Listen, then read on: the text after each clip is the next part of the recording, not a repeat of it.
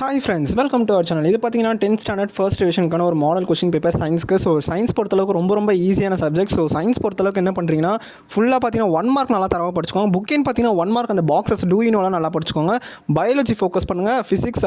Physics பாட்டும் நல்லா focus பண்ணுங்கள். நீங்கள் சென்டம் 70 மேலே எடுக்கணும். கண்டிப்பாக நீங்கள் பார்த்தீங்கன்னா கெமிஸ்ட்ரி நல்லா படிச்சுக்கோங்க. ஏன்னா கெமிஸ்ட்ரியில் இருந்தால் மேபி எனக்கு தெரிஞ்சு பார்த்தீங்கன்னா கம்பல்சரி கேட்குறக்கு சான்ஸ் இருக்குது. ஸோ அந்த எனி 7ல் பார்க்குறீங்க 23 நீங்கள் கண்டிப்பாக கம்பல்சரி. அந்த 23rd கொஸ்டின்ஸ் கண்டிப்பாக மேபி கெமிஸ்ட்ரிலேருந்து வரலாம். ஸோ அதுவுமே நல்லா பார்த்துக்கோங்க. லா நல்லா பார்த்துக்கோங்க. எக்ஸாம்பிள்ஸ் நல்லா பார்த்துக்கோங்க. டயக்ராம்ஸ் நல்லா பார்த்துக்கோங்க. Match the following, fill in the blanks, இதெல்லாம் கண்டிப்பாக மார்க் ஸ்கோரிங் ஏரியா. ஸோ இதெல்லாம் விட்டுறாதீங்க. சயின்ஸ் பொறுத்தளவுக்கு உங்களுக்கு 5 மார்க் தான் ரொம்ப முக்கியம். ஸோ நான் பின்னாடி வரும்போது உங்களுக்கு சொல்கிறேன். ஸோ அது 7 மார்க்ஸ் நீங்கள் 3 அட்டன் பண்ணுற மாதிரி இருக்கும். 75ல் இதுவே உங்களுக்கு 21 மார்க்ஸ் கவர் ஆகுது. ஸோ இதுவே நல்லா பார்த்துக்கோங்க.